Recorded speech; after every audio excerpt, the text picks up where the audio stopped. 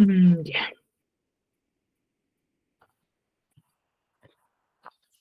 A ver, bueno, vamos a iniciar con la sesión del día de hoy. Buenos días con todos.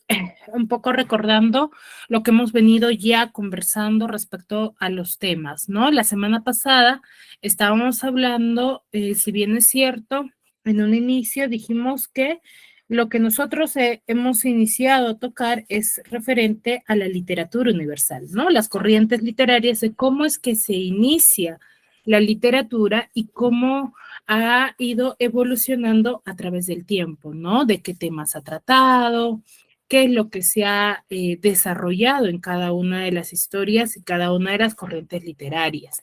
A ver, ¿alguien me puede mencionar qué hemos hablado la semana pasada?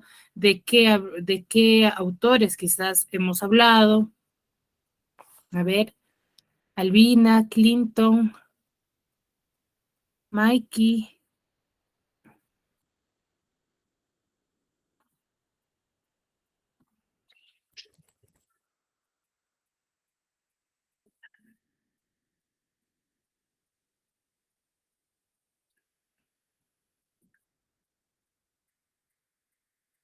De Homero el Ciego. Ya, ya, de él también hemos hablado. A ver, cuando nosotros hemos, la clase pasada, hemos hablado sobre el teatro griego, ¿cierto? ¿Recuerdan a qué más o menos se asemeja lo que es el teatro? ¿Quién es el representante del teatro griego? Dentro del desarrollo, un poco contextualizando la historia, ¿no?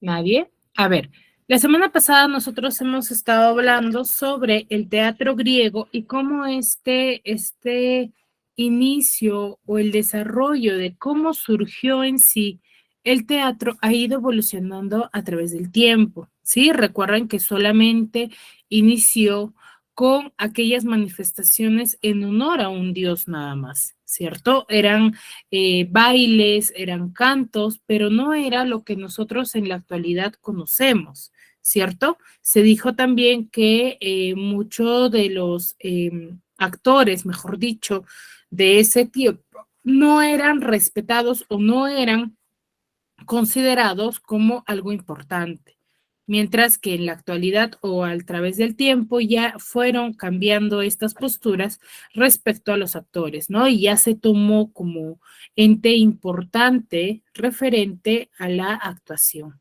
¿cierto? Y uno de los autores sumamente importante dijimos que era Sófocles, ¿cierto? Quien va a tener un cambio radical en cuanto al desarrollo del teatro griego, ¿sí? Y para continuar con este tema, vamos a hablar el día de hoy sobre la literatura medieval, que es una corriente más referente a la literatura universal. Recuerden que cada tema o cada corriente literaria es complementario, ¿no? Va uno tras otro mejorando o quizás muchos de ellos saliéndose del contexto general y teniendo cambios radicales respecto a la literatura o cómo ellos van a manifestar, ¿sí? A ver, Clinton, ¿levantaste la mano?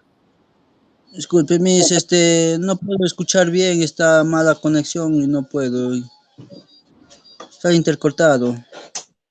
Ahí entiendo. No, les decía que nosotros la semana pasada hemos hablado referente a cómo se inició el teatro griego y cómo a través del tiempo o al pasar de los años fue evolucionando este teatro, ¿no? Se introdujo el diálogo, se disminuyó un poco la cantidad de actores, se buscó una escenografía, era un teatro mucho más se podría decir, con muchas más características como en la actualidad lo conocemos. Entonces, eso fue evolucionando, pero a través del tiempo. ¿ya? Y uno de sus representantes es Sófocles. Muy bien. El día de hoy vamos a hablar referente lo que es a la literatura medieval, ¿sí? Cuando nosotros hablamos de la literatura medieval, van a ser, como su mismo nombre dice, escritos que se han desarrollado en la Edad Media, que va a coincidir justo con la caída del Imperio Romano de Occidente hasta inicios del Renacimiento, que ya es otra corriente literaria. ¿Sí? Como les decía, ¿no? Hace un momento que toda corriente literaria que nosotros vayamos a ver de aquí en adelante o desde que hemos empezado son complementarios. Entonces, cada una de ellas va a tratar de mejorar algo o de tener nuevos temas, ¿sí? Ahora, también vamos a ver que la mayoría de estos escritos durante la Edad Media, o mejor dicho, dentro de la literatura medieval, van a ser escritos religiosos, ¿ya? Como bien es cierto, y no deja de lado, pues, ¿no? Porque en el desarrollo del teatro griego, hemos visto que las actuaciones, mejor dicho, las representaciones que ellos hacían, eran en honor a un dios que ellos tenían en ese tiempo, que era el dios Dionisio. Entonces eran cantos, eran bailes, pero en honor a él. Siempre duraba muchos días, de los cuales todo era en base a tener una buena cosecha o buenos frutos para ellos, ¿no? Ahora, Jesly, ¿levantaste la mano?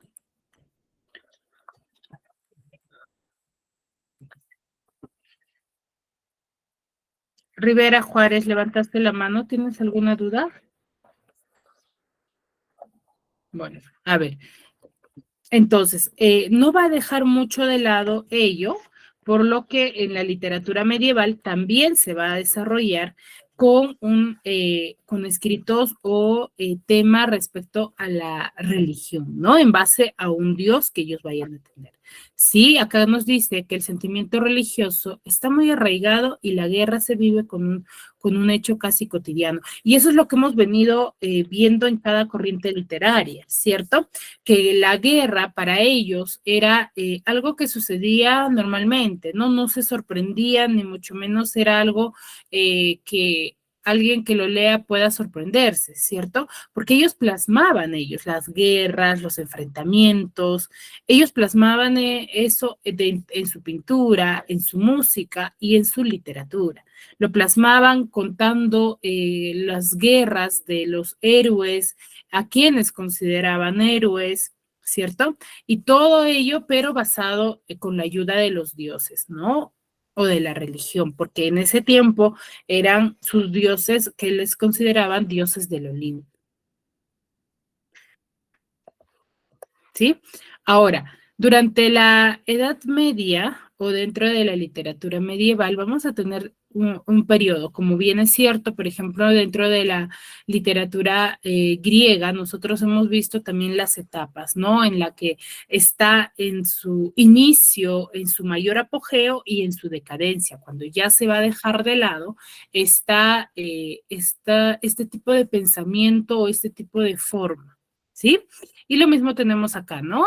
Que tenemos en la Baja Edad Media, la Alta Edad Media, donde las obras ya se van a escribir en latín, y en la Plena Edad Media, donde va a surgir la poesía como un amor cortés, un amor formal, ¿no? Ya se va a ver de otra manera. A ver si siguen conectando. Entonces, estas son las etapas que nosotros vayamos a ver durante toda la literatura. Y como bien es cierto, toda literatura o toda corriente literaria va a tener sus periodos, ¿no? De cómo se inicia, con qué dificultades se inicia. No todos los temas se van a tocar en un inicio y mucho menos van a ser tan perfectos, ¿no? Y tampoco se les va a conocer con mucha énfasis, mientras que ya en la alta edad media, o mejor dicho, plena edad media, ya es cuando ya se les conoce, sus escritos van a llegar a muchas personas, se van a manifestar en diferentes quizás lenguas, o va a predominar algo como es acá, ¿no? Que van a predominar el latín, ¿no? Y donde la gente va a empezar a mejor dicho, leerlas, ¿no? Y no solamente en la literatura. Recuerden que cuando nosotros hablamos de una corriente literaria, es netamente también cuando las manifestaciones van a tener algo de relación en cuanto a todas las artes, en su música, en su danza, en su pintura, ¿sí? Recuerden que, por ejemplo, en una corriente literaria va a predominar los mismos temas, también van a predominar las mismas quizás historias. Por ejemplo, si decimos que se habla de la guerra netamente, dentro de su pintura, los pintores, o mejor dicho, quienes van a hacer este arte, van a representar las guerras en las imágenes, ¿no? Y van a tener sus propias características que también se va a mostrar dentro de la literatura, ¿sí? Hasta aquí, ¿alguna duda, chicos?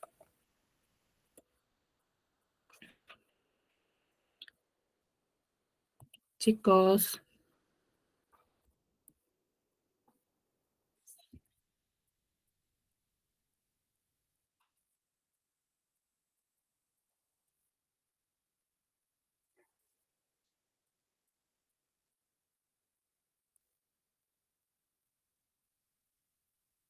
Clinton, María, Mikey, Kleiner. Miss, la literatura medieval, a qué tema se define? ¿Mm?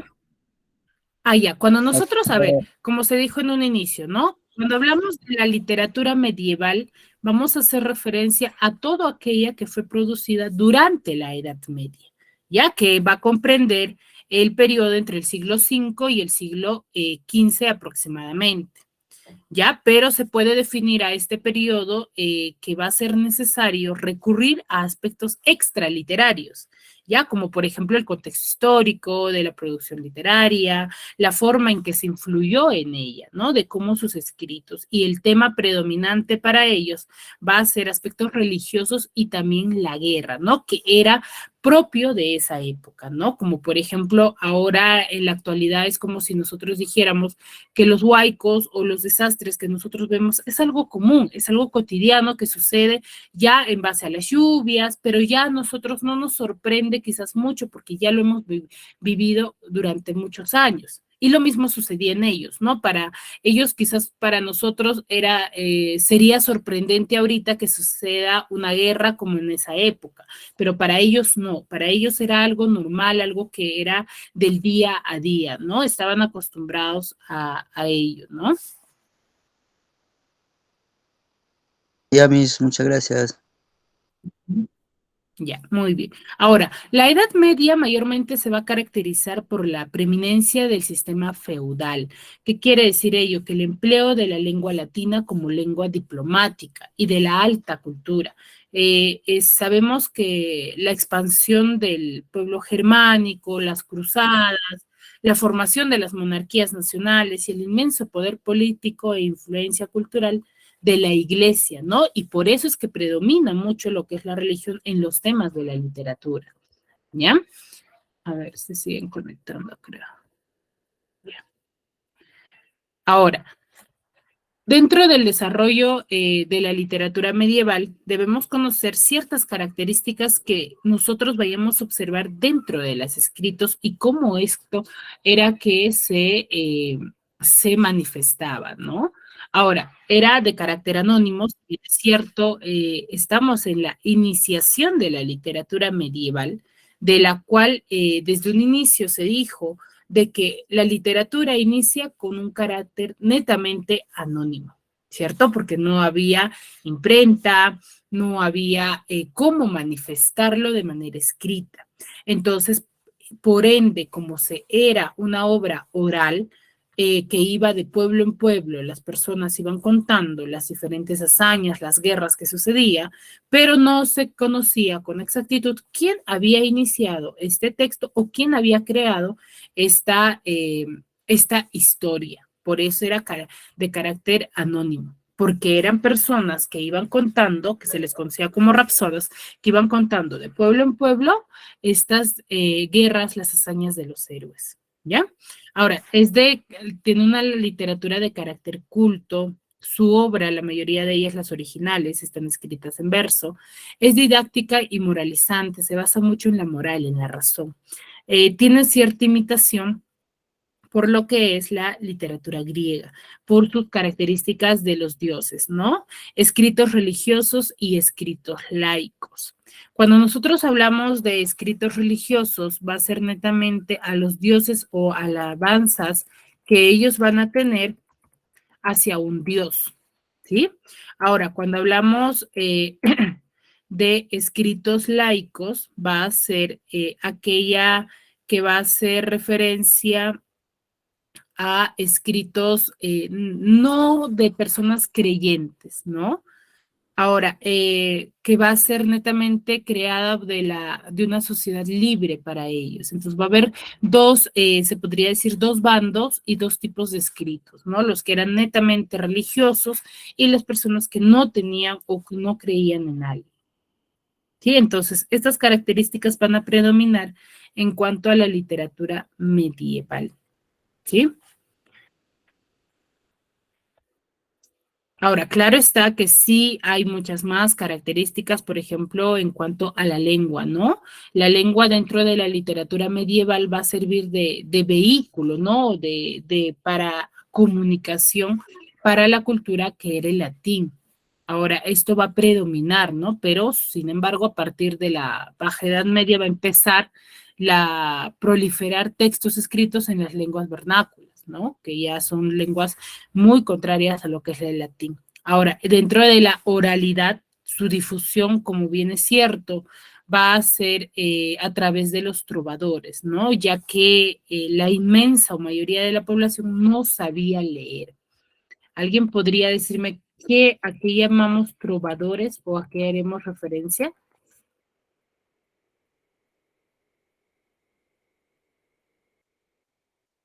¿Mm?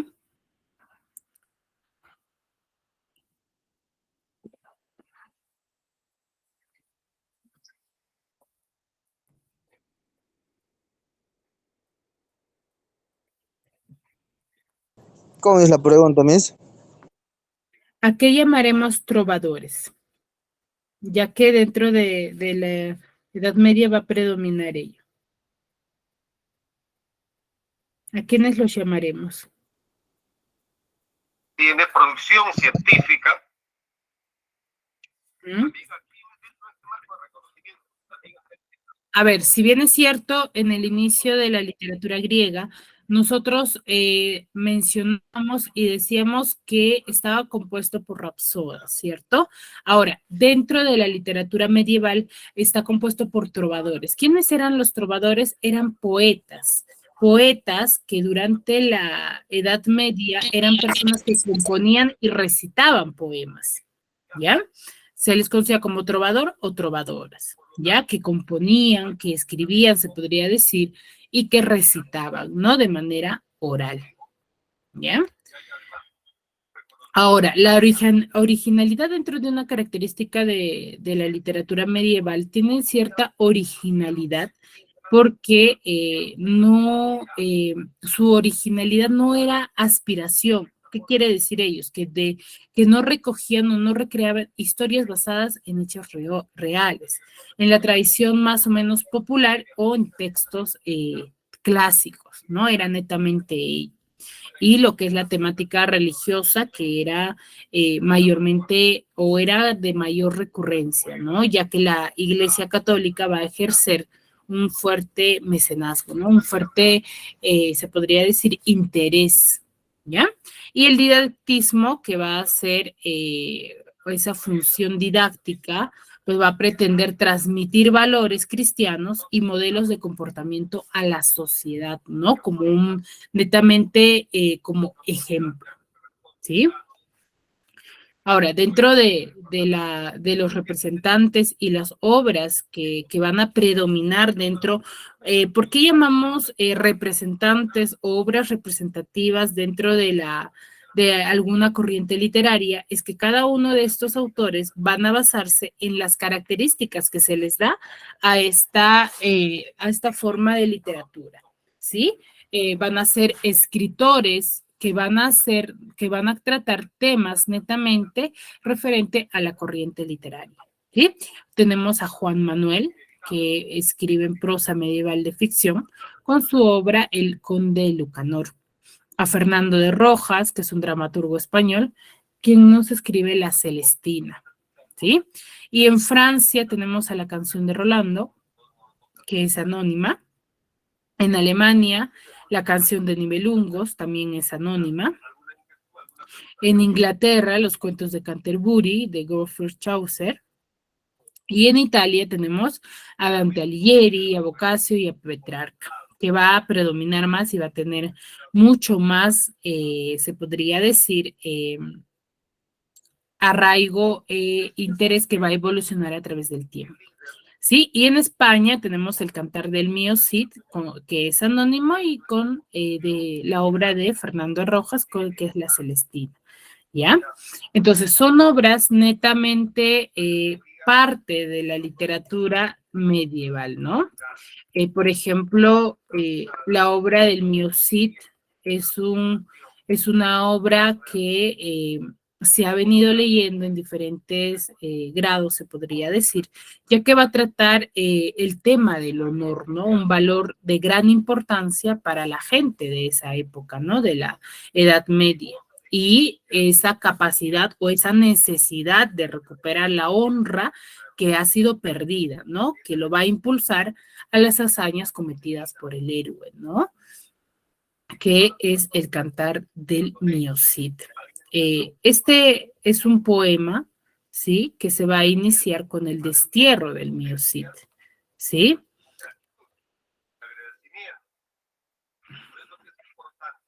Con el destierro de él, que lo que va a hacer, el cual va a arraigar o va a detonar todos los desastres, se podría decir, por recuperar el honor que él tenía, ¿sí? Entonces, son obras sumamente importantes que van a tratar temas relacionados a lo que es las características que es parte de la literatura medieval, ¿no? Ahora, es netamente anónima porque no se conoce quién lo manifestó, ¿no? Ya con el tiempo ha sido escrito en diferentes versiones, ¿no? ¿Hasta aquí alguna duda, chicos? El gestor debe potenciar, dice, y liberar la energía creadora del personal. No, ministro, tranquilo.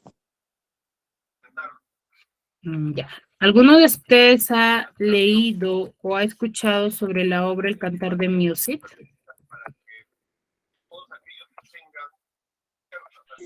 No, no.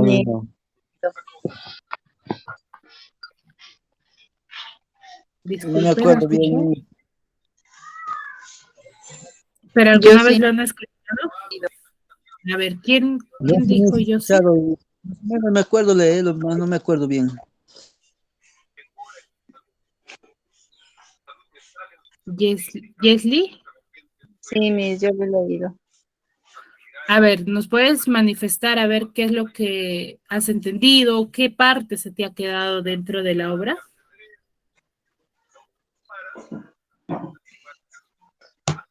Comienza sobre el destierro, cuando al niño sí lo destierran y él comienza a hacer hazañas para volver a su pueblo como el héroe que había sido. Ujú. Muy bien. A ver, esta obra va a estar compuesto por tres, ¿cierto? El destierro, las bodas y, que es el último, la afrenta de Corpes, ¿cierto? Todo este proceso nos va a contar sobre la historia de cómo es que él, en el transcurso del tiempo, va a recuperar volver, ¿cierto?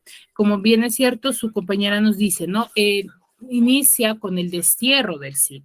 ¿Cuándo va a ser desterrado por el rey? Cuando a él ¿por qué es desterrado? Porque a él se le acusa de falta de honradez, ¿sí? ¿A causa de qué? De que él cobraba tributos en Andalucía. Entonces el Cid va a partir con algunos vasallos que se mantuvieron fieles a él, aunque por órdenes del rey no van a poder ni siquiera dirigirle la palabra. Entonces, el Cid se va a ver forzado a dejar a su esposa Jimena y a sus hijas, Elvira y Sol, y en el monasterio de los monjes de Cerdeña. Entonces, él deja a su familia. Ahora, el Cid, que se le conocía como el campeador, parte de la promesa de que regresaría por ellas, él promete ello, ¿no? Que él iba a volver por ellas y que casará a sus 2 hijas con honra. Entonces, su partida, el Cid y sus acompañantes van a tener un camino lleno de batallas contra los moros, conquistando reinos para su rey. Entonces, y además van a acumular muchos botines, ¿no? Esas ofrendas, se podría decir, que enviaban de vuelta a casa.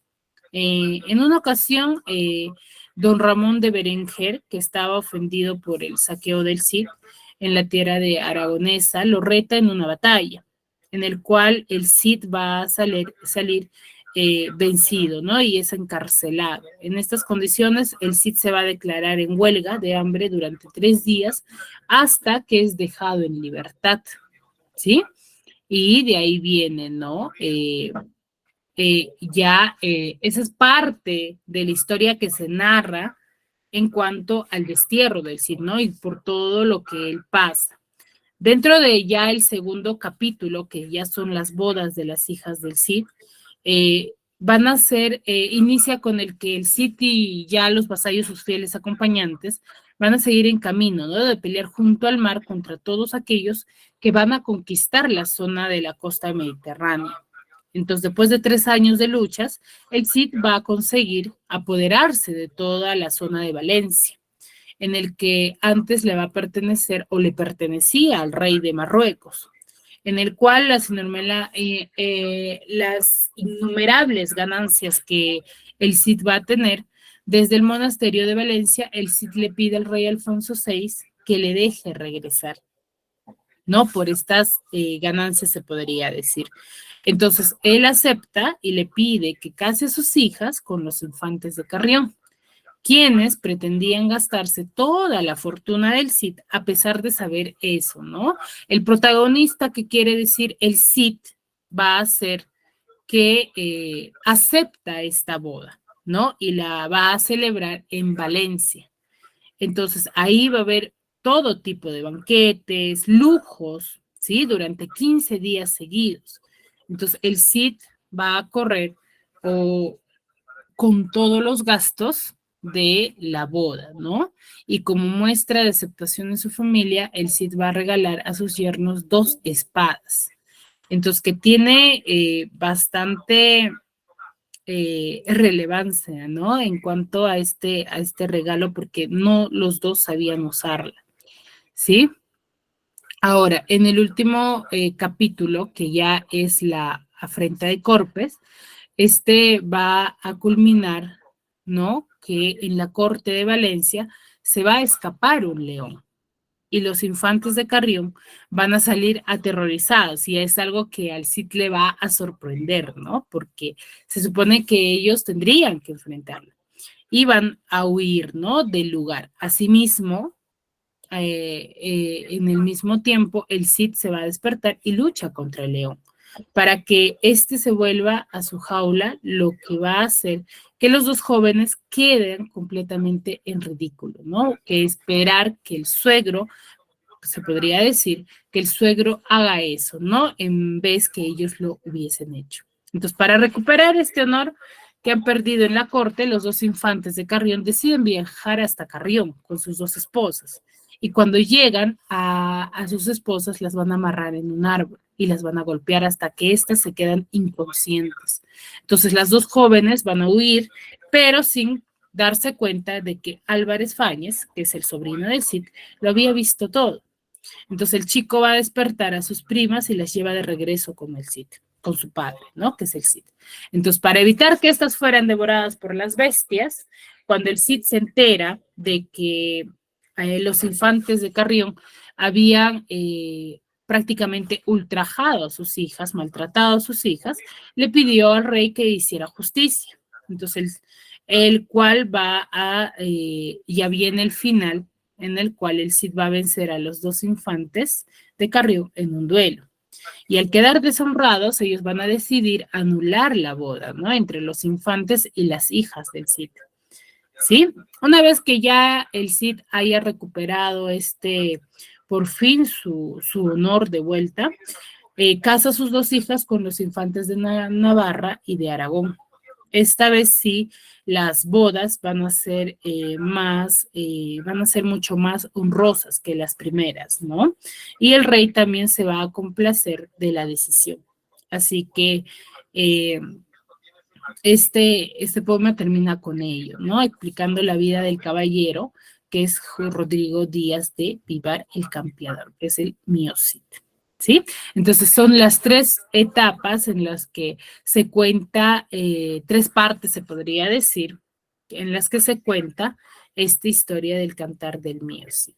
Entonces con este pequeño resumen ustedes podrán quizás poder ya desarrollar las primeras preguntas que están dentro del módulo. ¿Sí? Ahora, como bien es cierto, hemos visto que hay representantes dentro de la literatura medieval en Francia, en España, en Alemania, en Inglaterra, ¿sí? Y en Italia, donde va a predominar mucho lo que es la literatura medieval, ¿sí? Entonces, esta es una corriente literaria que va a tener mucho interés o se va a ver representado dentro de la literatura italiana, va a tener mucho mayor apogeo. ¿Sí? ¿Cuáles son las características de esta literatura italiana? Es que va a surgir en Florencia, ¿no? Que es la cuna de la literatura italiana, el lugar donde se va a surgir y donde vamos a tener mayor representantes. Ahora va a surgir en un grupo llamado el Dolch Stil Nuevo, ¿sí? En el cual mezclaban la filosofía escolástica con la religión, la moral y los conocimientos filosóficos. Aquí va a haber mucho de todo, prácticamente de todos los temas que se han venido desarrollando dentro de una quizás obra sumamente importante, ¿no?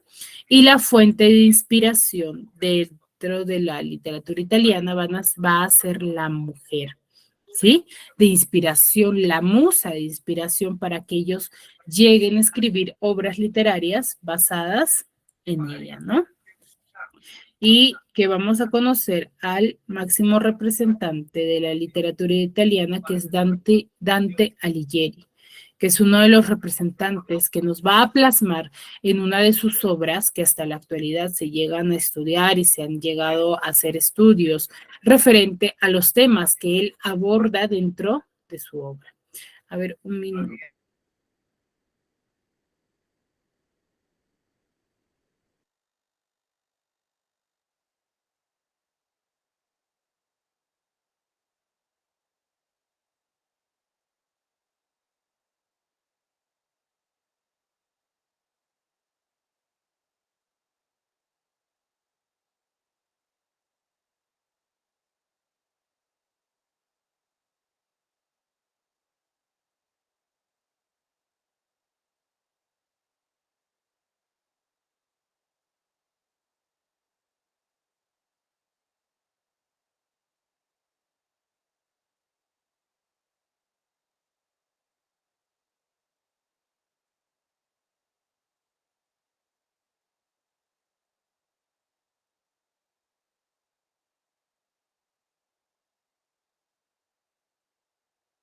Miss, no tengo señal.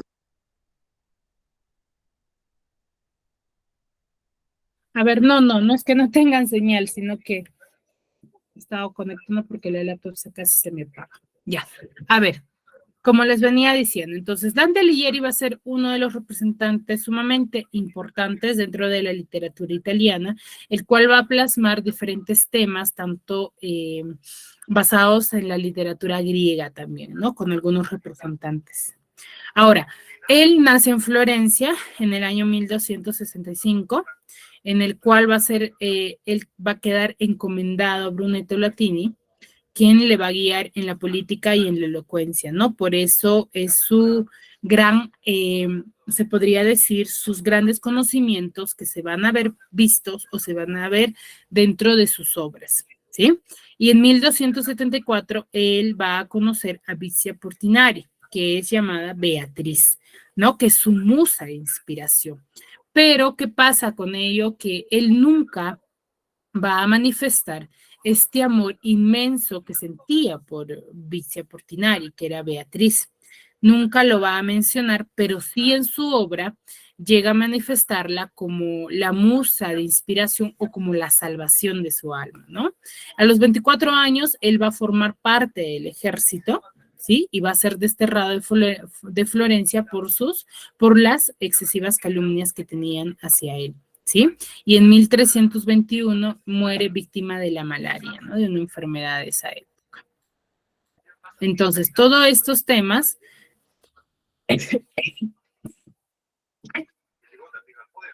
él los va a plasmar dentro de su obra. ¿Cuál es su obra? Su obra es llamada La Divina Comedia, ¿ya? Que va a tener 3 personajes sumamente importantes, claro está, de los muchos que hay dentro de su obra. Pero los más importantes son Dante, quien es él, su personaje principal en el que engloba su obra, que es el creador y héroe de la Divina Comedia, ¿no? Plasma su mismo nombre, se podría decir. Virgilio, que es un poeta romano, el cual Dante era su gran admirador, ¿no? Y es quien le va a acompañar por todo el viaje de para la salvación de su alma, pero sí que no puede ingresar al paraíso. Y Beatriz es la mujer de la que Dante está eternamente enamorado, como les decía, ¿no? Él en la vida real, bueno, se cuenta de que él estaba enamorado, claro está, de Beatriz, pero nunca le había manifestado este amor por ella, a Beatriz, en ninguna de las épocas. Entonces, él guardaba ese amor, pero en su obra, que es la Divina Comedia, sí lo muestra, ¿no? Que era el amor, pero ¿con qué? Con la salvación, porque Beatriz se encontraba en el paraíso y es quien le guía al final, ¿no? Que Virgilio sí lo guía en todo el transcurso de la historia. Ahora, tenemos personajes secundarios, que ya son algunas representaciones, como el Cerbero, que es el perro de 3 cabezas, que representa la codicia, la lujuria, la ira, que estos personajes va a ir encontrando en cada uno de los círculos, ¿no? Ya sea del purgatorio, del infierno, del cual se va a hablar, ¿no? Minos, que también es un ser que con sus vueltas de su cola va a designar o va a consignar el castigo del círculo, ¿no? ¿Qué castigo les correspondía a cada uno de ellos? Y Siaco, que es el castigo en el tercer círculo por su gula.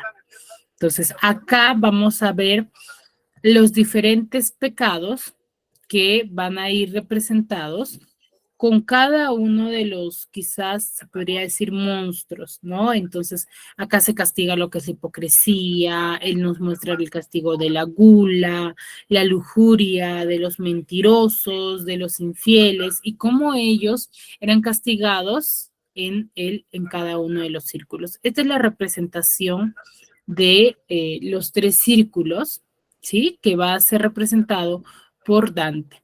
Ahora, acá es netamente, como bien es cierto, una de las características es que era netamente religioso, ¿no? Entonces, él va a mostrar ello, ¿no? Y qué obstáculo tenían que pasar para poder salvar su alma, ¿sí? Y acá cada uno de los círculos van a tener una característica, ¿no? Ahora, esta historia de la Divina Comedia va a empezar con el infierno, que es el primer círculo, donde Dante en medio va a tener un sueño que se encuentra en medio de una selva oscura, en el cual él se ve amenazado por 3 fieras, que son el lobo o la loba, el león y la pantera, que en medio de este peligro va a acudir al auxilio Virgilio, quien es que desde un inicio le acompaña, ¿no? Como se les venía diciendo, quien ha sido enviado por Beatriz, ¿no? Para salvar a Virgilio. Entonces, acompañado de Virgilio, él va a recorrer 9 círculos infernales, ¿no? Que son los penitentes, en el que tiene que pasar el obstáculo para poder pasar a los demás círculos y llegar al paraíso. Entonces, el infierno va a estar compuesto por 9 círculos, donde en el primer círculo se van a encontrar los no bautizados. Aquí vamos a encontrar a Horacio, a Ovidio, a Diógenes, a Anaxágoras, a Tales, todos los no bautizados. En el círculo número 2 vamos a encontrar a la entrada a Minos, quien juzgaba a las almas y determinaba a dónde irían, ¿no? Este recinto van a ser azotados por terribles vientos, en el cual de esta manera pagaban sus penas los lujuriosos, ¿sí? Una vez de ya afrontado este obstáculo, pasan al círculo número 3, en el cual van a estar los que estaban devorados por el mitológico cancerbero, quienes pagaban su culpa, los que se dejaban llevar por el pecado de la gula, ¿no? Del exceso de comida. Y en el círculo número 4 vamos a encontrar los guardados por Pluto, quienes eran los ávaros, los pródigos, los que cumplen su condena, siendo estrellados los unos contra los otros. Ya se podrían imaginar cómo ellos eran, ¿no? En el círculo número 5 encontrábamos sumergido en un lago de lodo a todos los que padecen, los que se han dejado llevar por el pecado de la ira, de la maldad, ¿no? Entonces ellos eran sumergidos en lago de lodos.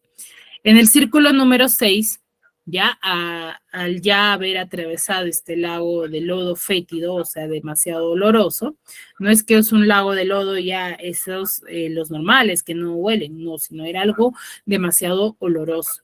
Ya se va a llegar a los muros de la ciudad de Dait, en las que se van a encontrar los terribles monstruos, quienes eran como los Erenías, las Górgonas y otros, ¿no? Finalmente, en este recinto van a ser castigados los herejes, cuyo sulpicio es sufrir dentro de los sepulcros ardientes. Esa era su penitencia, ¿no?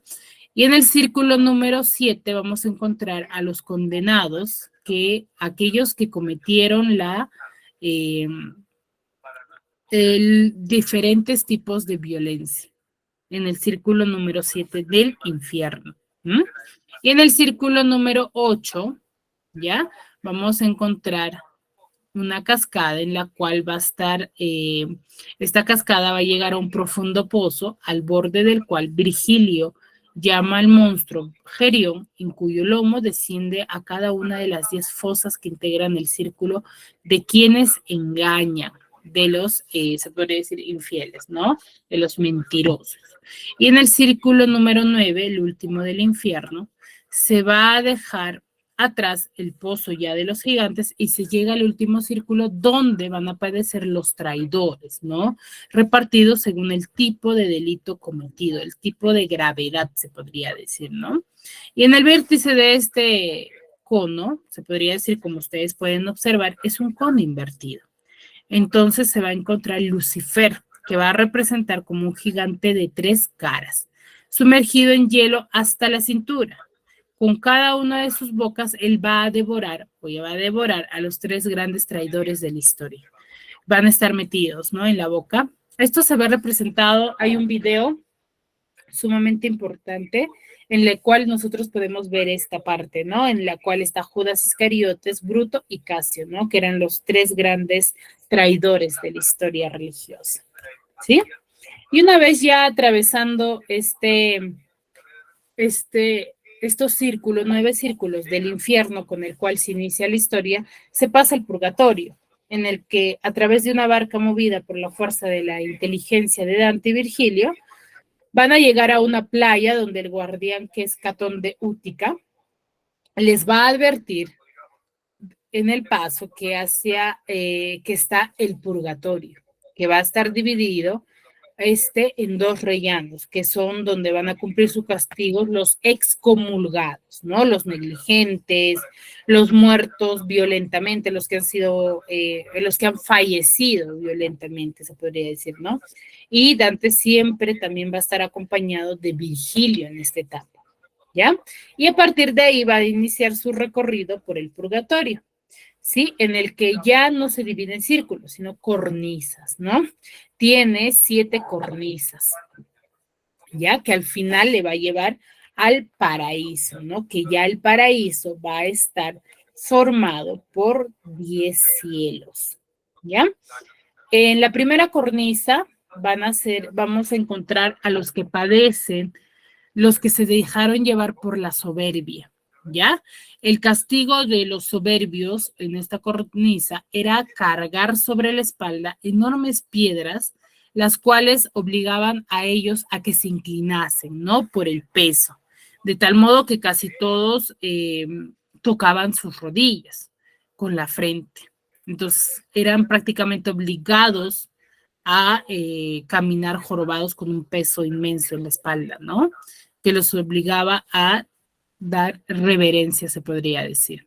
En la cornisa número 2 vamos a encontrar a los envidiosos, de los que ellos van a padecer aquí su culpa con los ojos cosidos, con alambres, pero aquí eran los envidiosos, ¿no? Aquellos que envidiaban el beneficio o quizás el fruto o la evolución de alguna persona. Entonces, ¿cómo eran castigados ellos? Con los ojos cosidos con alambres, para que no puedan envidiar absolutamente nada, ¿no? En la cornisa número 3 encontramos a los iracundos, que van a estar sumergidos o sumidos en una profunda oscuridad en el que van a entonar el Agnus Dei, la alabanza, ¿no? Y en la cornisa número 4 vamos a encontrar a los indolentes, aquellos que se han dejado arrastrar por la pereza, los perezosos, ¿no? Y van a combatir con la extrema diligencia de su pecado por excesiva pereza. En la cornisa número 5 vamos a encontrar a tendidas boca abajo sobre el suelo están todas las almas de los ávaros y los pródigos. ¿Ya? Y en la cornisa número 6 encontramos a las almas de los glotones, ¿ya? Quienes estaban llenas de culpa por excesiva comida, ¿cierto? Entonces, como estos eran castigados de no tenían que comer y tenían mucho sed, hambre y sed, padecían de mucha hambre y sed, ¿sí? Y en la cornisa número 7 vamos a encontrar que de un lado el viento soplaba fuego y de otro lado los atajaba. Y en medio de ella van a estar los lujuriosos, ¿sí? Tras este fuego, Virgilio se va a despedir de Dante, ya llegando al paraíso terrenal, ¿sí? Donde Dante se va a sentir deslumbrado ante la belleza que va a estar contemplando, ¿no? Pero más aún cuando llega Beatriz, quien amorosamente le va a reprender por haber mal encaminado su vida, ¿no? Lo va a, mejor dicho, molestar, ¿sí? Virgilio, mejor dicho, Dante, bebe en las aguas del Etio, que es un río que hace desaparecer el recuerdo de las culpas, y luego se va a bañar en el Euneo, cuyas aguas lo van a purificar a él, tras lo cual va a vestir blancas vestiduras para iniciar ya su recorrido por el paraíso, pero ya no con Virgilio, sino con Beatriz, ¿sí? Y claro está que en el cielo también va a pasar por diferentes tipos que van a estar representados por los planetas, el Sol y la Luna también, ¿sí? Entonces les voy a mostrar un pequeño, más que todo eso es referente al resumen, ¿no? Dentro de la obra. Les voy a mostrar un video. Me confirman, por favor, si se logra escuchar. 15 años se dedicó Dante Alighieri a escribir una obra a la cual denominó. ¿Se escucha, chicos? Sí, se escucha. Sí, se escucha. 15 años se dedicó Dante Alighieri a escribir una obra a la cual denominaría comedia, pues en su tiempo le llamaban así a las obras con final feliz. Años más tarde, Boccaccio le suma el adjetivo divina, porque esta obra trataba temas no terrenales. Con el tiempo, el reconocimiento de la Divina Comedia fue creciendo hasta llegar a ser la obra maestra de la literatura italiana. La obra está escrita en primera persona. Dante nos cuenta que está perdido en la selva oscura. Ante él aparecen 3 bestias feroces que le obstruyen el camino. Sin embargo, se presenta el poeta Virgilio, quien le ofrece ser su guía. Deberán recorrer entonces el infierno y el purgatorio hasta llegar al paraíso. Es así como visitan los reinos de ultratumba. El primer reino es el infierno. Tiene la forma de un embudo que llega hasta el centro de la tierra.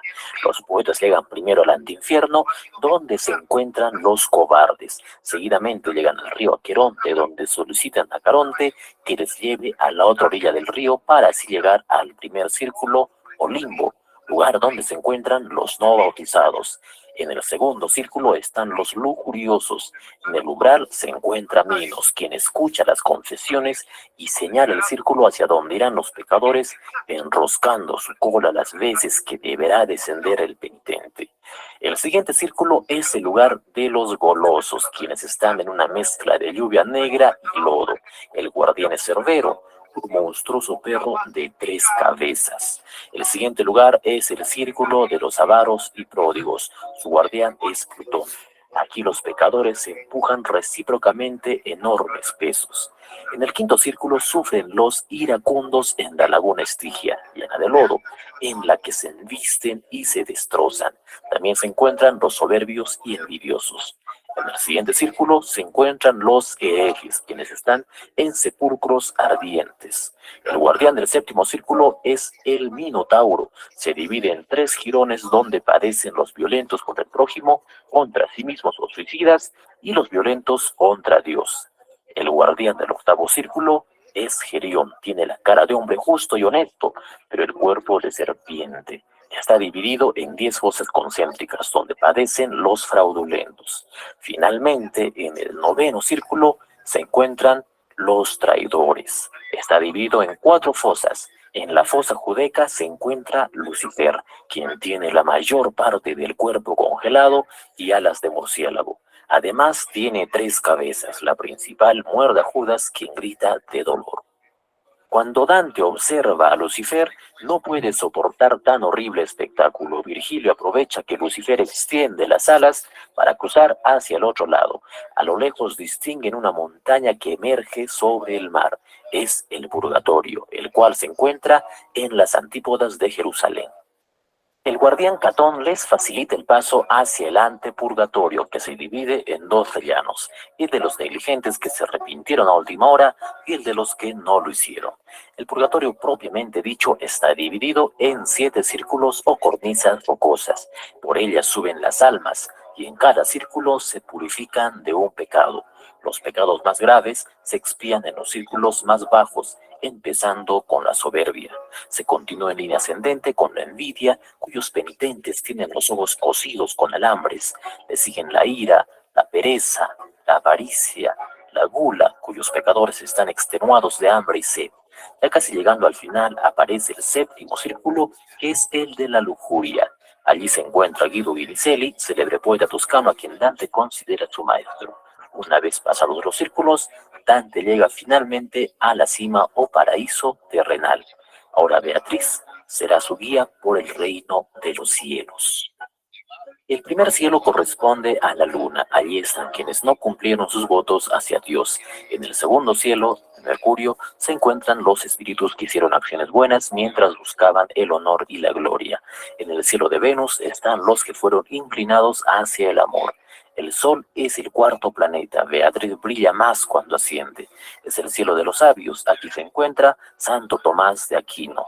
En el cielo de Marte se ubican los que han combatido por la fe. Le sigue Júpiter con los que han administrado rectamente la justicia. Los espíritus forman un águila celestial. Dante sigue ascendiendo al séptimo cielo, el de Saturno, donde están quienes se dedicaron a una vida contemplativa. El octavo lugar lo ocupa el cielo estrellado. Aquí se presentan Jesús y María. En el noveno cielo o cristalino están los coros angelicales cantando el Hosana. Finalmente Dante se halla en el Empíreo, lugar donde están los espíritus bienaventurados sentados en gradas semejantes a los pétalos de una delicada rosa. Estos rodean la gloria de Dios, cuya deslumbrante belleza le fue permitida contemplar a Dante gracias a la ayuda de San Bernardo, ya que Beatriz vuelve a ocupar su lugar en torno a Dios.